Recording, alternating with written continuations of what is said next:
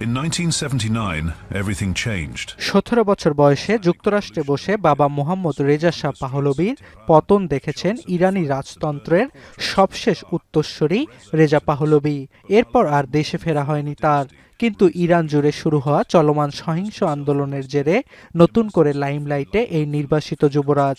বৃহস্পতিবার সরকার বিরোধী বিক্ষোভের ডাক দেন রেজা পাহলভী।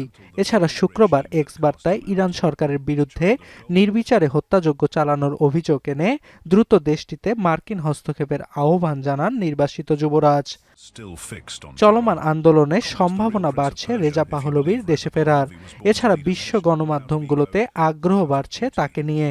মূলত 1960 সালে তেহরানে জন্ম নেন রেজা পাহলভী। রাজপরিবারের সদস্য হিসেবে শৈশব বেশ স্বাচ্ছন্দ্যে কাটে যুবরাজের। মাত্র 9 বছর বয়সে ক্রাউন যুবরাজের খ্যাতি পান তিনি। 17 বছর বয়সে যুদ্ধবিমান প্রশিক্ষণের জন্য যুক্তরাষ্ট্রের টেক্সাসে পাড়ি জমান রেজা পাহলভী।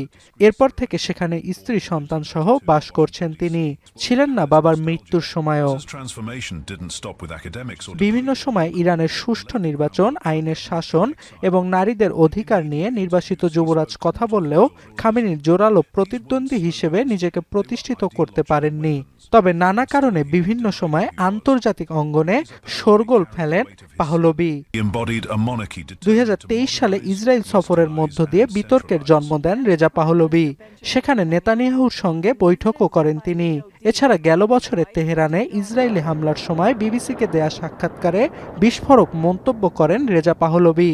ইসরায়েলের প্রাণঘাতী হামলাকে সমর্থন করেন কিনা এমন প্রশ্নের জবাবে যুবরাজ জানান, শাসক গোষ্ঠীকে দুর্বল করে এমন যে কোনো হামলাকে স্বাগত জানায় তেহরানবাসী। ইরানে ফের রাজতন্ত্র ফিরবে কিনা এমন প্রশ্নের জবাবে তিনি জানান, এ বিষয়ে সিদ্ধান্ত নেবে তেহরানের জনগণ। তবে যুবরাজকে অতিমাত্রায় বিদেশি মদতপুষ্ট বলে মনে করেন তার সমালোচকরা। অর্ণব প্রসাদ, এখন বিশ্ব।